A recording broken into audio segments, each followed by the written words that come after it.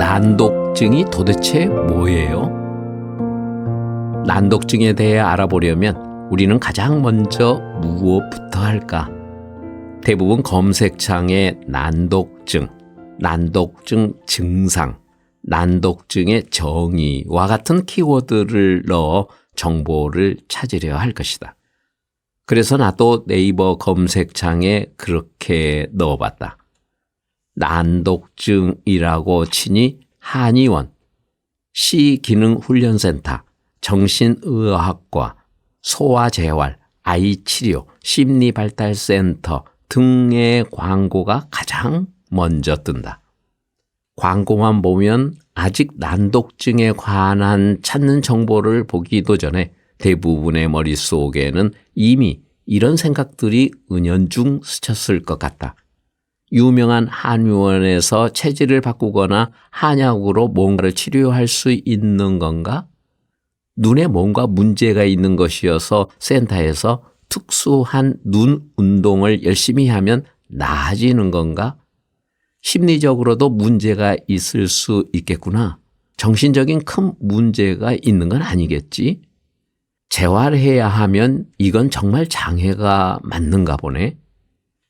이런 광고들을 스크롤해 내려가는 동안 자폐증, 아스퍼거 증후군, 발달장애, 틱장애, ADHD, 뇌손상 교정, 난독증, 불면증, 공황장애, 눈운동, 프리즘 안경, 소아사경, 난산, 영어 난독, 언어치료, 인지경계선 느린 학습자, 아동, 청소년, 임상심리상담, 복시, 시기능, 시지각, 학습장애와 같은 수많은 단어들이 스쳐 지나간다.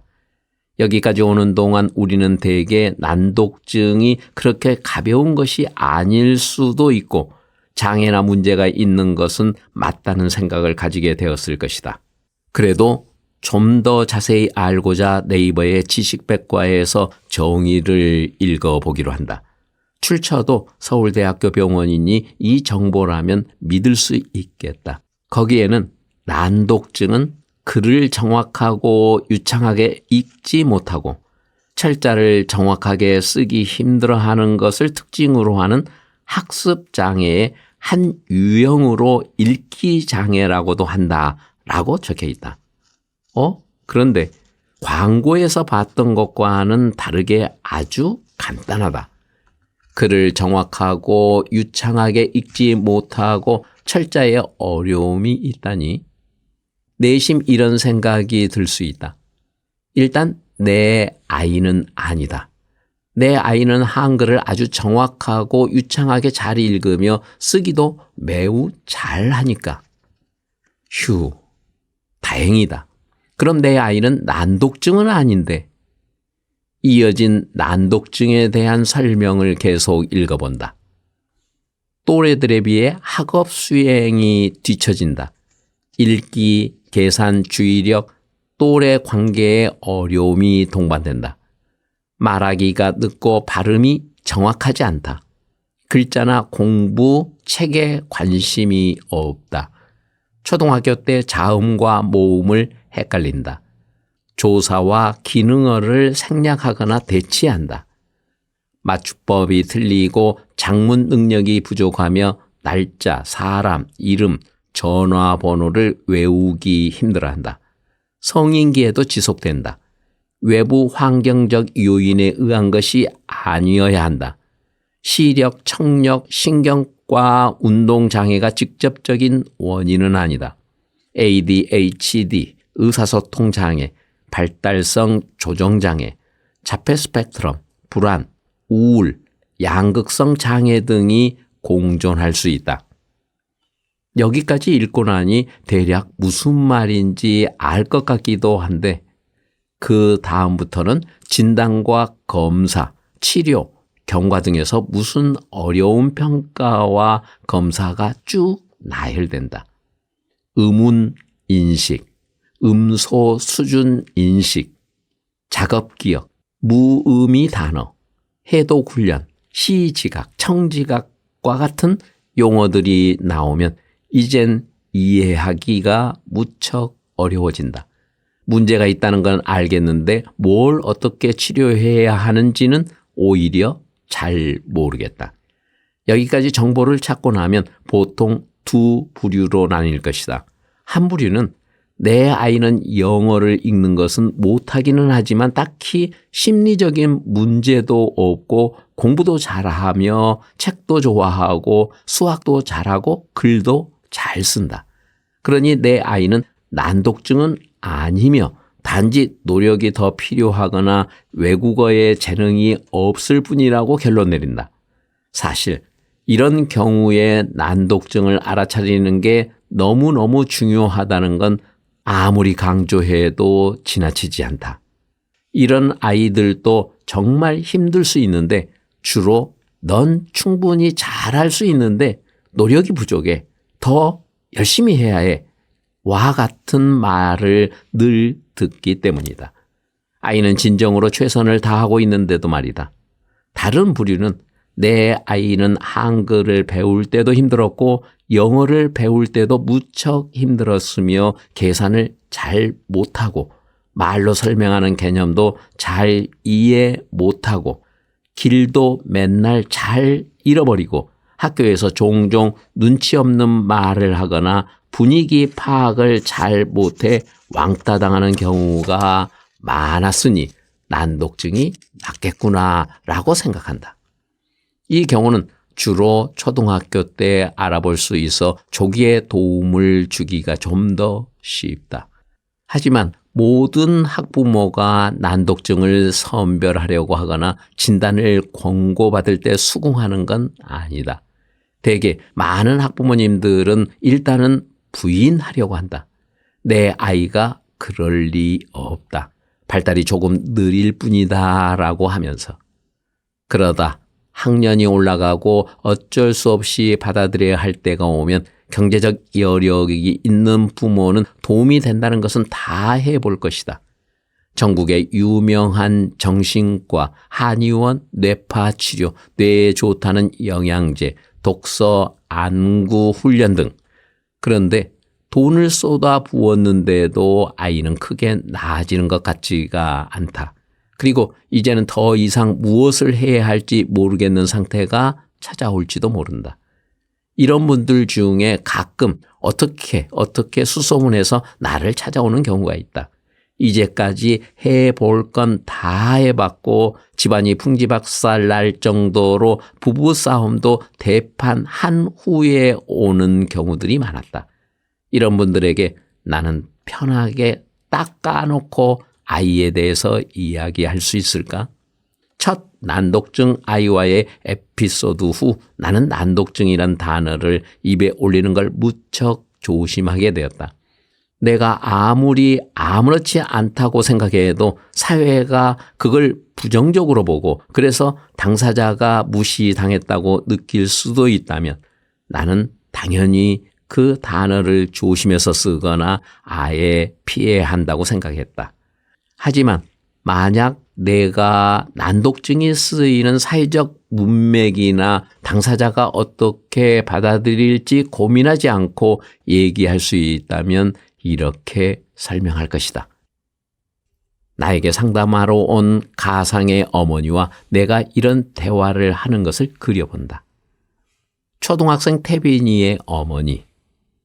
어머니의 말씀에 따르면 태빈이는 사람들이 말하는 걸 잘 알아듣지 못하고 한글 읽기에 어려움이 있으며 받침을 자주 틀리게 쓰고 구구단 애우기나 간단한 세마기도 힘들어하고 잘 울고 자신의 마음을 말로 잘 설명하지 못하고 친구들과의 관계에서 부적절한 말을 종종 해서 교우 관계가 좋지 않고 4학년이 되어서도 아주 기본적인 영어 단어도 거의 눈으로 그림으로 애워서 읽을 수 있을 뿐이고 책 읽기를 극도로 싫어하고 글을 읽고 내용을 기억하거나 요지를 파악하는 걸 못하는군요.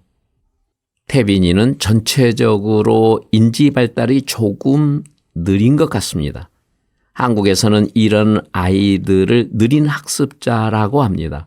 만약 IQ가 70에서 84 사이면 경계선 지능이라고도 합니다. 지적장애와 소위 정상이라고 말하는 지능지수 사이에 있다는 것입니다. 참 말이 잔인하지요. 지능이 정상이 있고 비정상이 있는데 그 사이에 어중간하게 끼어 있는 경계선 지능이라니 말이죠. 하지만 그런 말이 있습니다. 사회가 얼마나 한 종류의 지능만을 신봉하는지 단적으로 보여주는 용어라고 생각합니다. 경계선 지능이란 말이 너무 부정적이다 보니 느린 학습자란 말을 대신 쓰기도 하는데요. 사실 느린 학습자는 말 그대로 학습이 느린 아이들을 모두 일컫는 말입니다. 여러 가지 요인으로 학습에 어려움이 있어 느린 아이들을 포괄하는 넓은 용어인 셈이죠. 따라서 느린 학습자의 경계선 지능이 포함된다고 보시면 됩니다. 조금 헷갈리지요? 느린 학습자는 경계선 지능을 비롯해 흔히 읽기 장애라고도 하는 난독증과 산술 장애, 쓰기 장애를 포함하는 학습 장애와 운동 협응 장애를 모두 포함합니다. 그런데 태빈이의 경우는 난독증의 특징을 가지고 있지만 이는 낮은 인지 발달로 인해 겪는 다른 어려움들의 일부라고 볼 수 있겠습니다. 태빈이는 난독증만 문제라기보다는 전체적인 기초 인지 능력을 올려주는 훈련을 하면 학습도 조금 수월해질 것 같습니다. 그런데 어머니, 한국에서 표준과 정상을 참 좋아하고 사람들에게 비정상과 장애를 아무렇지 않게 쉽게 갖다 붙이는 경향이 있습니다. 우리가 신봉하는 하나의 특정 지능만을 측정하는 IQ 검사는 무척 편향되어 있습니다.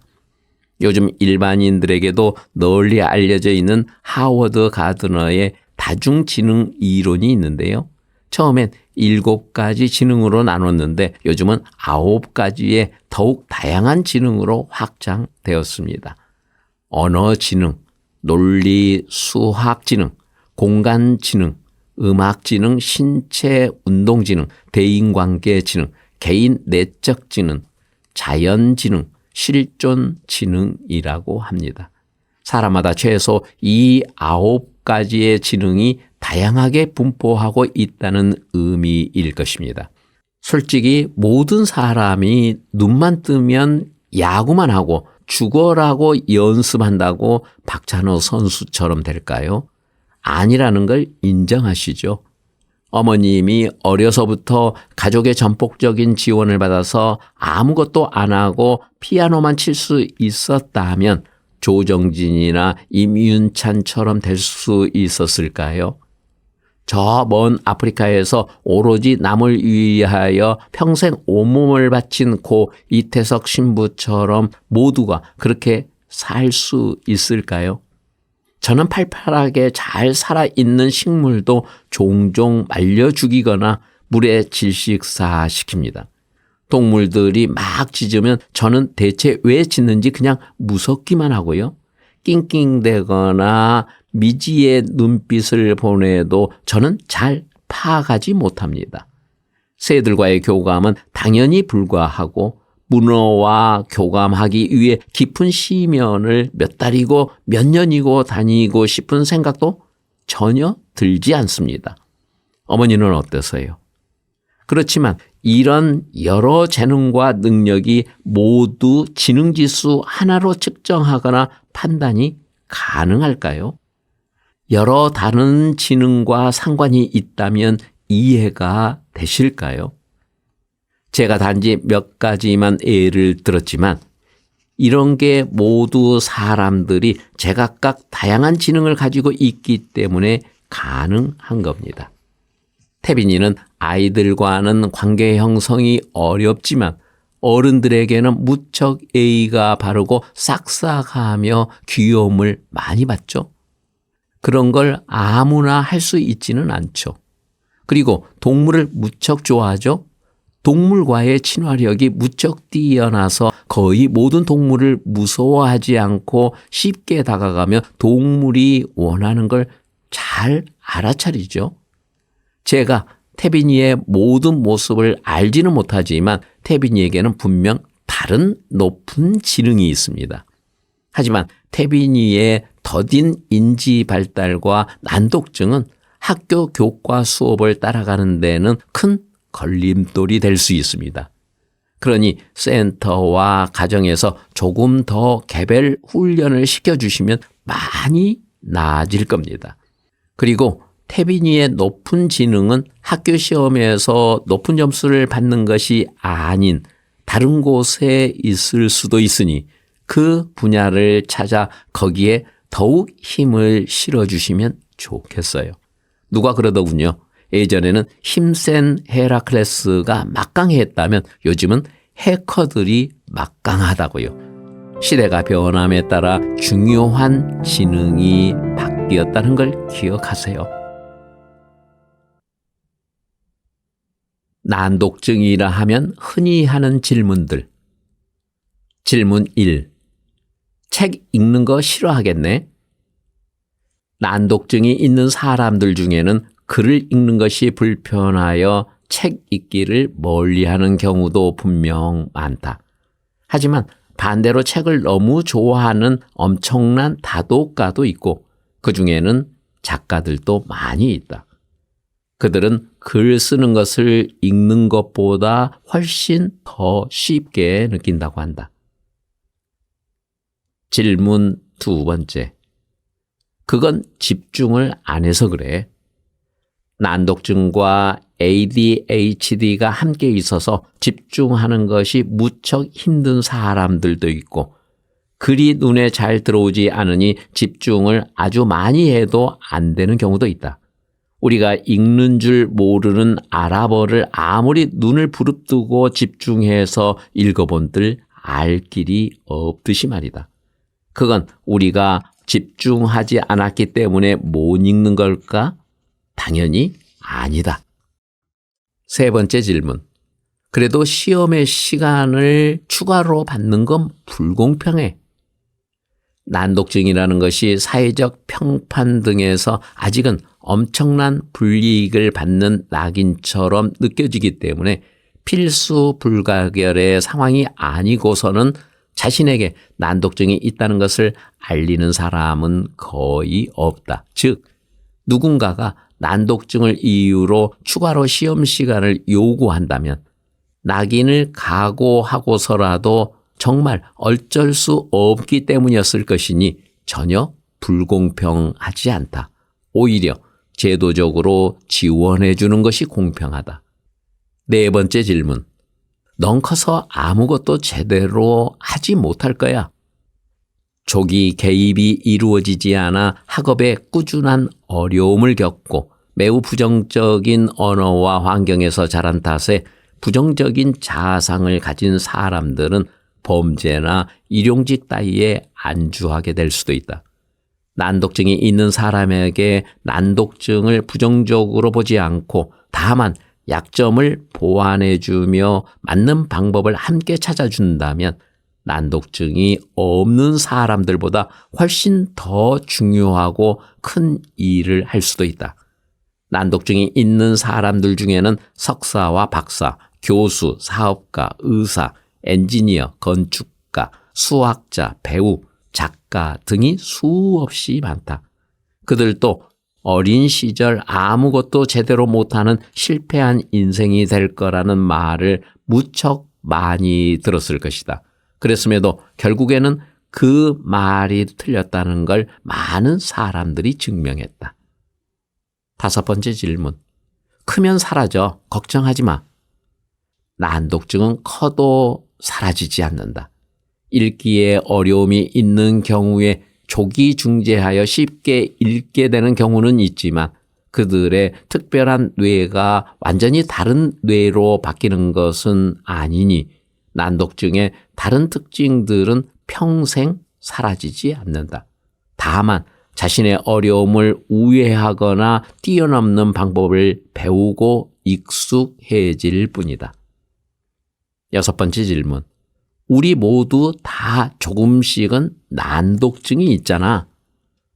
사람들이 이런 말을 할 때마다 무척 짜증이 난다는 말을 난독증이 있는 사람에게서 가끔 들었다. 난독증은 신경 다양성과도 밀접한 관계가 있는데 신경 다양성이 있는 사람들 중에서도 특히 자폐 스펙트럼이 있는 사람들에게서도 비슷한 말을 자주 들었다. 괜찮아. 우리는 모두 사실 다 조금씩은 자폐가 있잖아 라고 말할 때 너무 미치도록 소리치고 싶다고 했다. 절대 아니라고 하면서 이 말이 그토록 짜증난다는 말을 들었을 때 사실 나는 흠칫 놀랐다. 한 번 말해서 기억하지 못하는 5학년 진우. 진우는 영어를 잘 읽지 못했다. 하지만 듣고 따라하는 것은 무척 잘했다. 발음도 정말 좋았다. 그러나 보고 읽는 것은 잘하지 못했고 힘들어했다. 하지만 진우를 가르치는데 사실 가장 힘들었던 것은 그 무엇보다도 작업 기억이 좋지 못한 것 때문이었다. 작업 기억이란 어떤 일을 해야 할 때 머릿속에서 짧은 시간 동안 정보를 임시 저장하고 처리하는 걸 말한다. 진우는 작업 기억이 좋지 못해서 같은 내용을 최소 20번 이상 며칠이고 반복하고 또 하고 다른 방법으로 설명하고 그림으로 표로 보여주며 설명해야 했다. 말로 길게 하는 설명들을 순서대로 저장하는 것이 힘든 것 같았다. 분명히 다 이해하고 있는 것 같을 때도 알고 있는 걸 다시 꺼내어 순차적으로 무엇인가에 적응하는 걸 너무 힘들어했다. 영어로 독해도 잘하고 문장도 잘 만들지만 문제로 응용해서 푸는 건 훨씬 쉬워도 잘 풀지 못했다. 참 미치고 바짝 뛸 노릇이었다. 모르지 않는데 시험 점수로는 거의 모르는 것처럼 보일 테니 말이다. 작업 기억이 좋지 않는데 머리는 나쁘지 않다는 게 말이 안 된다고 생각할지도 모르지만 매우 시각적이면서 전체 그림을 직관적으로 보는 것이 쉬운 영민한 사람들 중에는 작업 기억이 좋지 못한 사람들이 있다.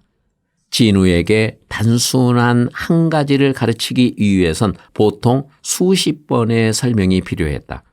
나는 진우가 나에게 역으로 설명을 할 수 있을 때까지 가르치고 또 가르쳤는데 진우가 드디어 나에게 어떤 개념을 정확하게 설명할 수 있게 되면 대체로 그 다음은 잘 기억했다.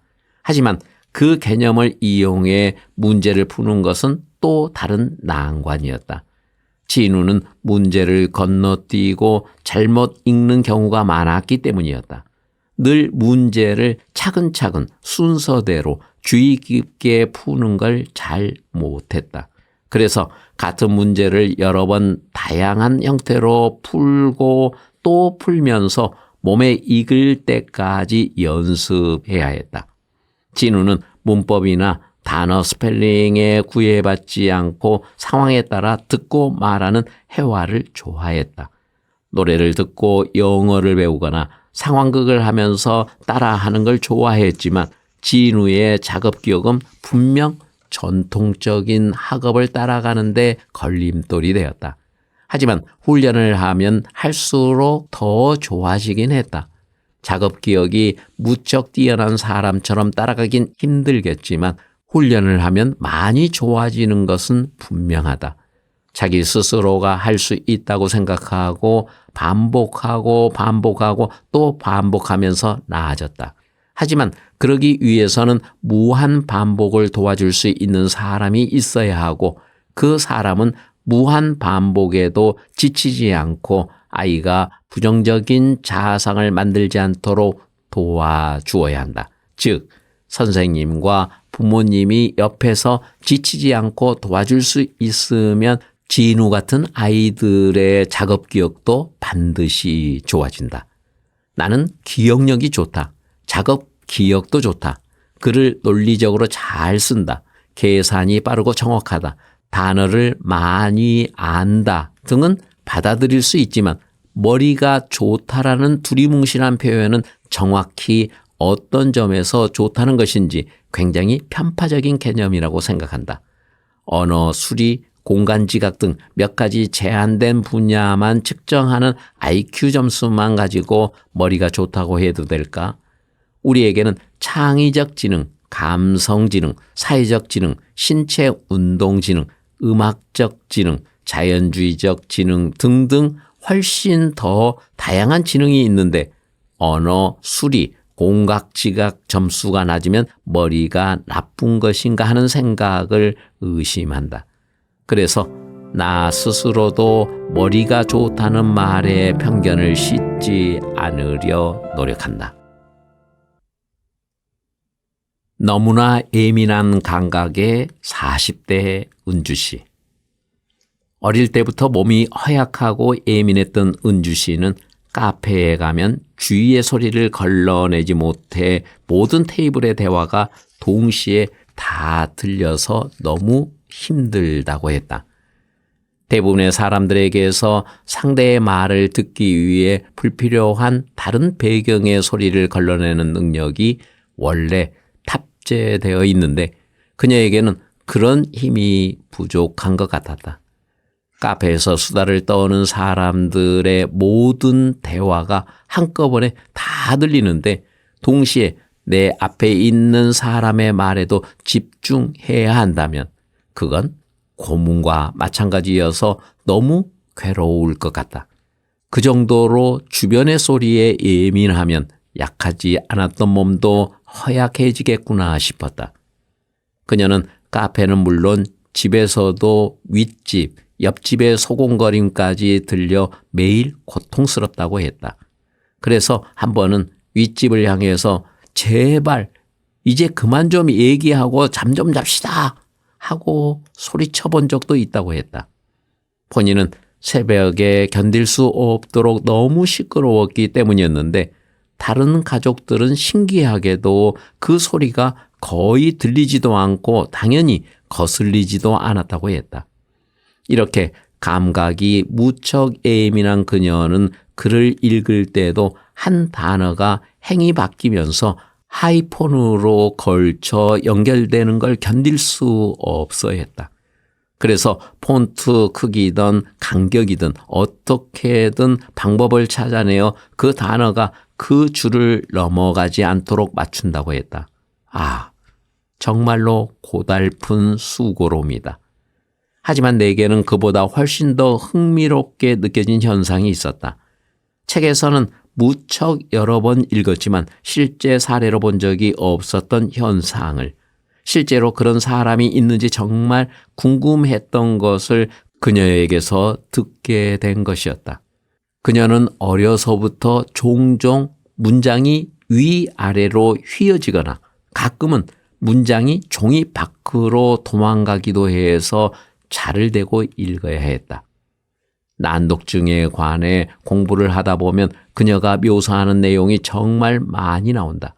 글을 읽는 어려움에는 참 여러 유형이 있는데 그중 글자가 흩어져 보이거나 겹쳐 보이거나 문장이 휘어져 보이거나 흐려 보이거나 글이 사라지거나 형광등 아래에서 읽기가 어렵거나 혹은 다른 이유로 눈부심이 있어 읽기가 힘든 경우들이 있다.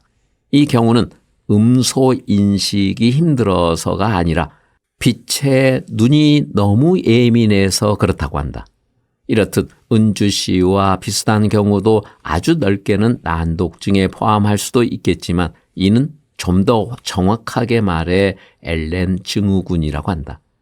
엘렌 증후군은 컬러 오버레이라는 제품을 사용하거나 컴퓨터나 종이의 색깔을 바꾸거나 아니면 안경에 아예 색깔을 넣거나 하는 방법으로 즉각 호전된다는 걸 많이 봐서 은주 씨에게도 일단 컬러 오버레이가 도움이 되지 않을까 생각했다.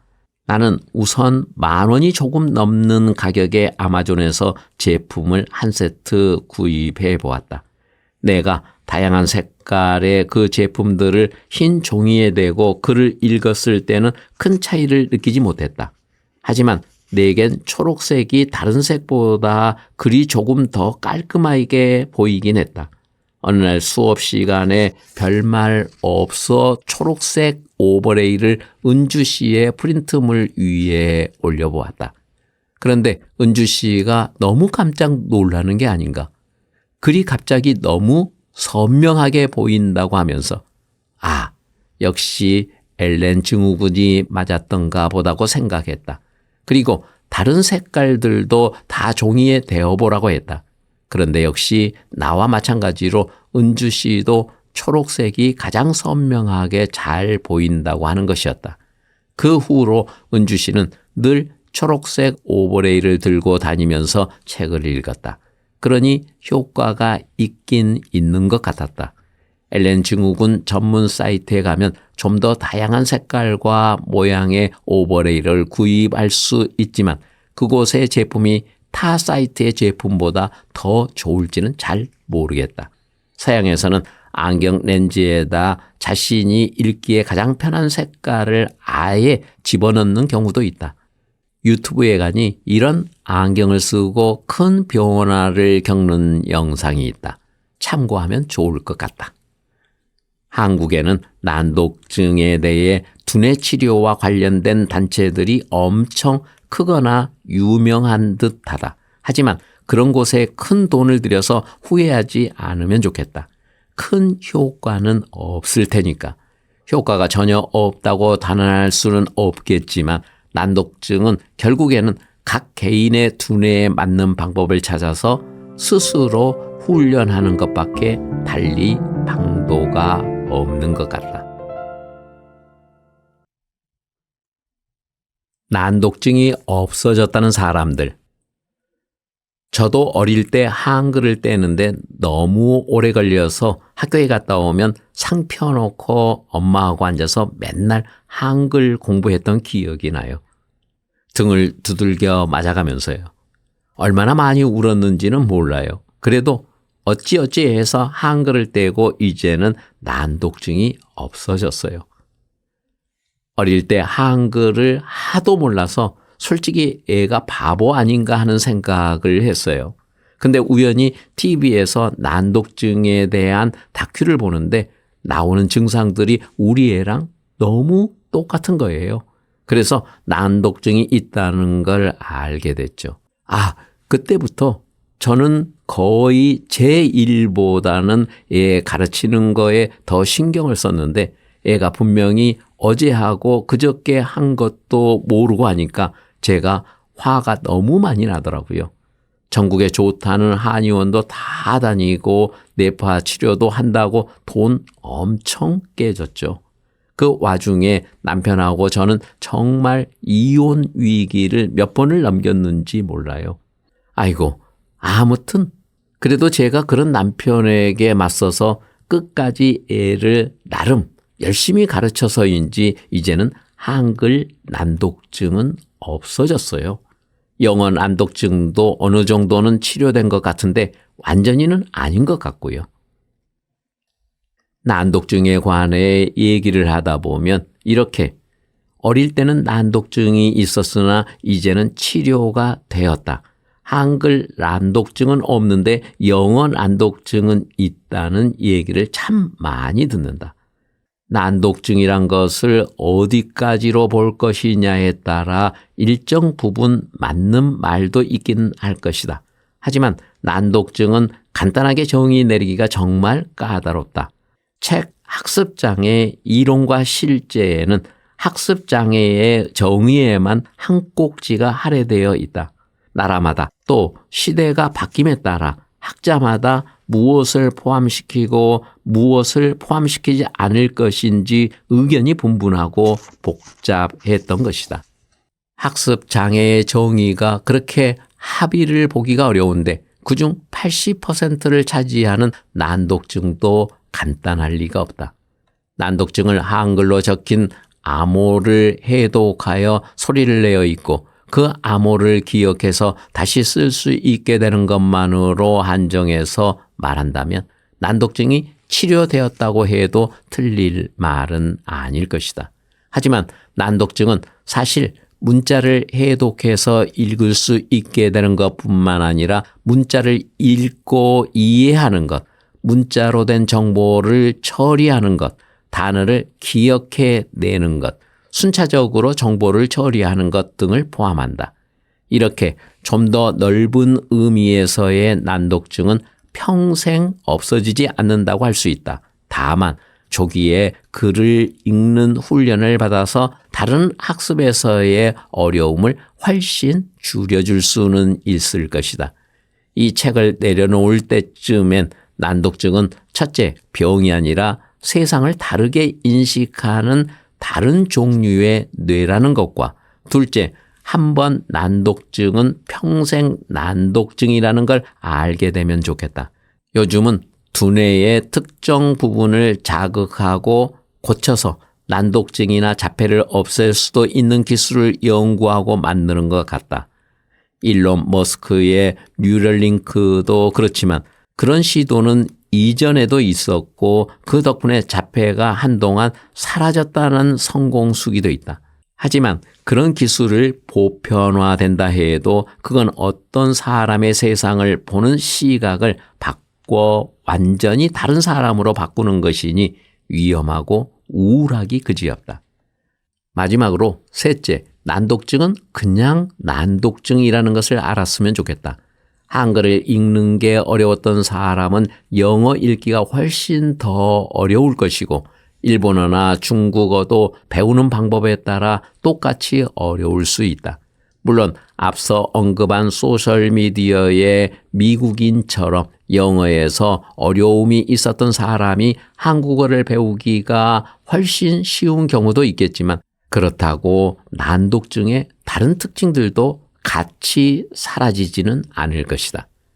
난독증 수기를 읽다 보면 정말 많은 사람들이 죽을 만큼 힘들었던 자신의 학창시절을 회고하고 결국은 그 어려움을 딛고 성공하게 되었다는 얘기가 많다. 그들은 공통적으로 난독증은 특정 학습 장애가 아니라 특정 학습 차이라고 말한다. 문제가 있는 게 아니라 다만 다를 뿐이라는 것이다. 나도 그들의 의견에 동의한다. 하지만 아무리 난독증이 강점이 많아도 난독증이 없는 사람들과 함께 사는 세상에서 부딪히는 어려움은 수없이 많을 것이다. 그래서 나는 난독증이 특정 학습의 어려움이라는 데에는 이견이 없다. 하지만 난독증이 학습 장애인지는 잘 모르겠다. 학습에 어려움이 있으면 그게 학습 장애가 아니냐고 혹자는 말장난이라고 불만을 토로할지도 모르겠다. 하지만 무언가에 어려움이 있는 경우는 주위 환경이나 사람들과 기술 등에 의해 그 어려움이 없어지거나 완화될 수 있다. 반면 장애라고 하는 것은 아예 그런 가능성을 원천 봉쇄하는 느낌이다. 장애가 있다는 것은 그 반대편에서 비장애가 있다는 것이고 장애에는 뭔가 정상이 아니라는 의미가 스며 있기도 하다. 머지않아 완전히 세상이 바뀌어서 문자의 사회적 입지가 내려가고 시각적 총체적 사고가 핵심적으로 되면 그때도 난독증은 비정상일 것인가? 난독증은 그들과 다른 식으로 세상을 보는 사람들에게 맞춰진 학습 방법과 학교 시스템이 자신들에게 맞지 않아 어려움을 겪는 것일 뿐이다. 유명인의 난독증. 작가들 중에는 난독증이 많다. 늘 글을 읽고 쓰는 사람들이 난독증이라는 것이 아이러니하게 들리지만 사실이다. 머릿속에서 이야기를 전체적으로 그려내는 능력은 뛰어나지만 스펠링은 틀리거나 단어를 잘 떠오르지 못하거나 헷갈려하는 경우가 많다. 위대한 개츠비를 쓴 F. 스콧 피츠제럴드는 12살의 과제에 집중하지 못한다는 이유로 학교에서 쫓겨났는데 그는 늘 스페링에 어려움이 있었다고 한다. 윈피키드만큼이나 아이들에게 인기 있는 캡틴 언더팬츠의 작가 데브 필키도 학교를 방문하거나 책 낭송을 하는 경우에 자신이 어릴 적 ADHD와 난독증으로 힘들었음을 숨기지 않고 얘기한다. 하지만 그는 난독증으로 인해 더욱 많은 영감을 얻게 된다고도 말한다. 난독증에 대해 더 많이 알게 될수록 그의 말에 공감하게 될 것이다.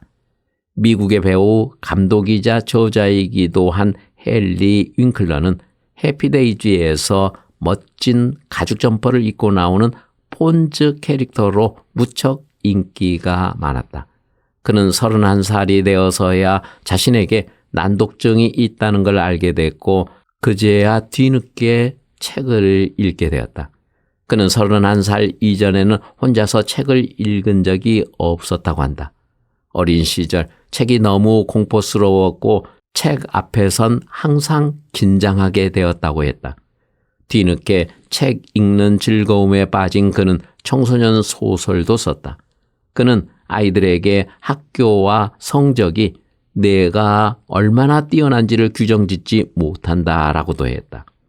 영화 헬프에서 최고의 조연으로 활약했던 옥타비아 스펜서는 2권의 청소년 탐정 소설을 썼는데 초등학교 저학년 땐 큰 소리로 책을 읽어야 할 때면 종종 두려움으로 온몸이 마비되곤 했다고 한다.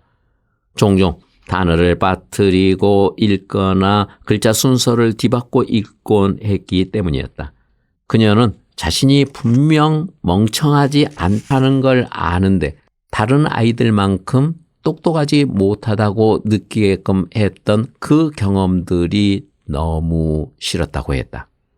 영국의 작가 셀리 가드너는 수많은 청소년 문학 작품을 쓰고 사파를 그렸는데 여러 상을 받은 바 있다. 그녀의 원래 이름은 셀리가 아니라 세라였는데 그녀에겐 자신의 이름에 들어있는 H가 항상 어려워 좀 더 기억하기 쉬운 셀리로 바꿨다고 했다. 그녀는 학교에서 바보 셀리라는 별명으로 심하게 놀림을 당했었는데 이는 그녀가 14살이 될 때까지 글을 읽지 못했기 때문이라고 했다. 12살이 되어서야 심한 난독증이 있다는 진단을 공식적으로 받게 되었는데 후에 그녀의 창의적인 재능을 알아본 선생님들 덕분에 미술과 연극으로 대학에서 인정받고 나중에는 사파가의 글쓰는 작가로 방향을 바꿨다고 한다. 지금은 80대가 된 포니 팔 시리즈를 쓴 작가 잔 베탄코트는 40대가 되어서야 자신에게 난독증이 있다는 걸 알게 되었다.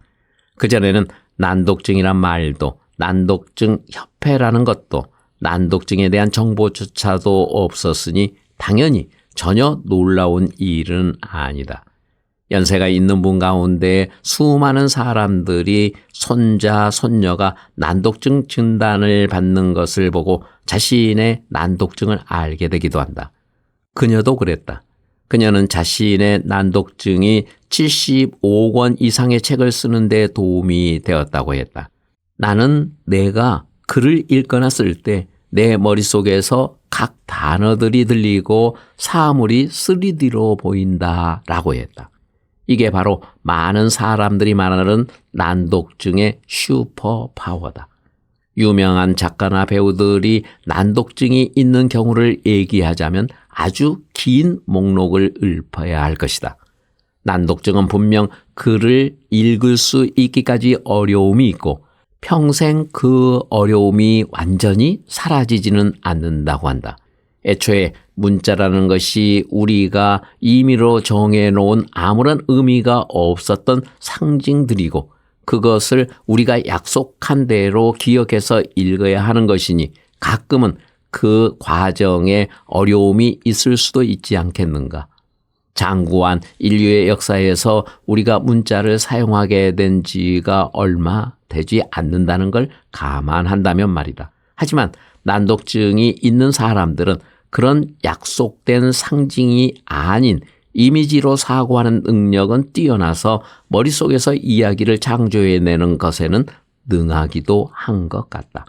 작가들은 종종 자신이 머릿속에서 만든 세상을 생생하게 보고 느낄 수 있는 능력이 있다고 한다. 좋은 이야기를 쓰려면 머릿속으로 완벽한 플롯을 만들어내는 능력이 적힌 그대로 글을 읽는 능력보다 훨씬 더 중요할 것이다. 작가와 난독증은 참 예상치 못했던 흥미로운 조합이 아닌가? 마치 팝콘과 우유의 조합처럼. 그리고 뜻밖의 유명한 작가들 중에 단어 인출이 어려운 난독증이 많다고 한다. 이미지로 그려지지만 그걸 콕 집어 특정 단어로 끄집어내기는 어려울 수도 있겠다는 생각이 든다. 이번에는 작가는 아니지만 시인보다 더 아름다운 노랫말을 쓰고 부른 비틀즈의 존 레논이 있다. 그는 매우 똑똑했지만 글을 쓰는 데 어려움이 많아서 학창시절 그의 능력은 몹시도 저평가되었다. 그는 책을 읽고 글을 쓰는 걸 무척 좋아했지만 스펠링을 정확히 쓰는 데는 어려움이 많았다. 다른 사람과 노래 가사를 기억하는 것에는 어려움이 있었지만 자신은 매우 창의적인 기사를 썼다. 그는 시인이자 작사가이자 엔터테이너였다. 그는 학교 성적이 너무나도 비참해서 고등학교를 중퇴했다. 당연히 성적으로는 대학을 갈 수 없었지만 교장 선생님이 그의 예술적인 재능을 알아보고는 특별 추천서를 써서 예술대학에 들어갈 수 있었다. 그가 어렸을 때 사람들은 존이 공장 노동자 그 이상은 될 수 없을 거라고 했다. 하지만 존은 이 세상 그 누구보다도 많은 사람의 가슴을 울리는 전설적인 음악가로 남았다. 존은 말한다. 나를 예술학교에 넣어서 가르칠 생각은 왜 아무도 하지 않았을까? 왜 다른 사람들과 똑같이 나도 카우보이가 되길 강요했을까? 나는 달랐는데, 나는 항상 달랐는데 왜 아무도 날 알아차리지 못한 걸까? 가끔 한두 선생님은 나를 표현하기 위해 미술학교에 진학하라고 언급하셨지만 거의 대부분은 어떻게든 나를 치과 의사나 선생님으로 만들려고들 하셨지. 종종 난독증은 글을 못 읽거나 글이 위아래로 거꾸로 보인다고 오해를 받지만 그렇지 않다. 뇌의 용량이 부족해서 모자란다는 생각도 틀렸다.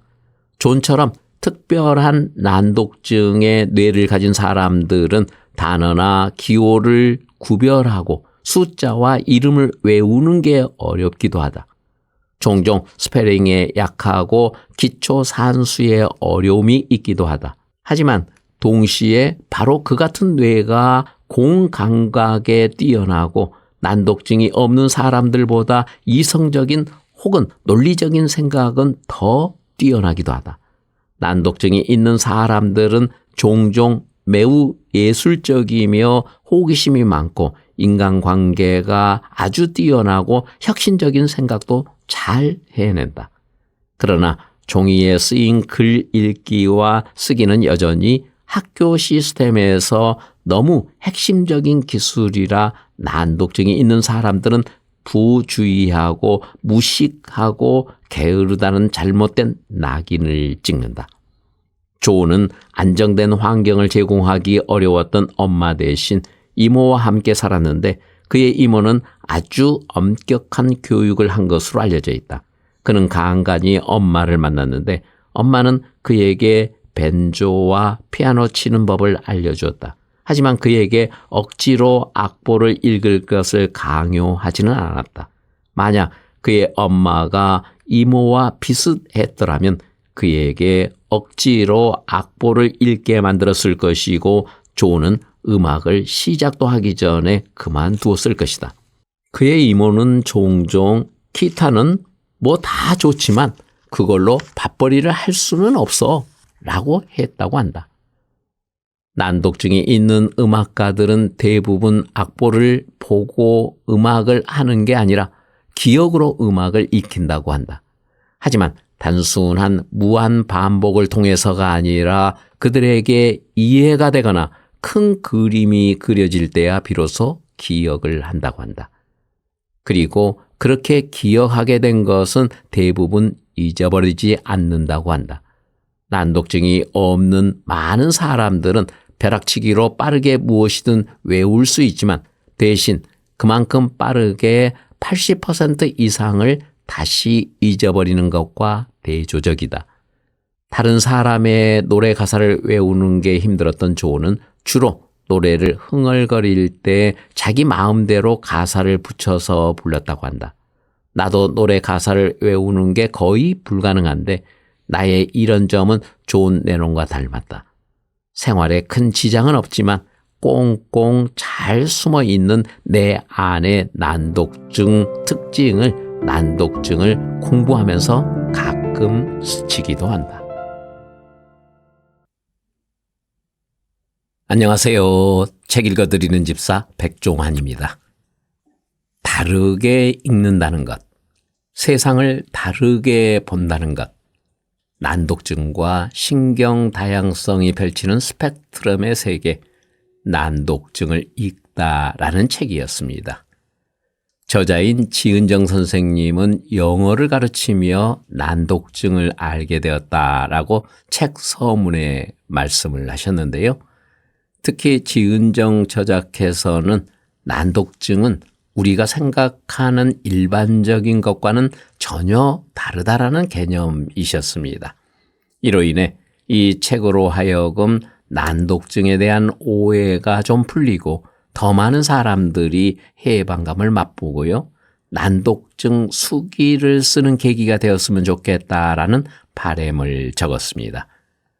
우리의 다양한 두뇌가 사회에서 모두 동등한 무게를 가지게 되기를 꿈꾸는 것이 허황한 욕심이 아니길 바란다 하셨는데요. 책 읽어드리는 집사가 극히 한정된 내용만 낭독을 했습니다만 여러분은 어떠하셨는지요? 여러분 잘 들어주셔서 감사합니다.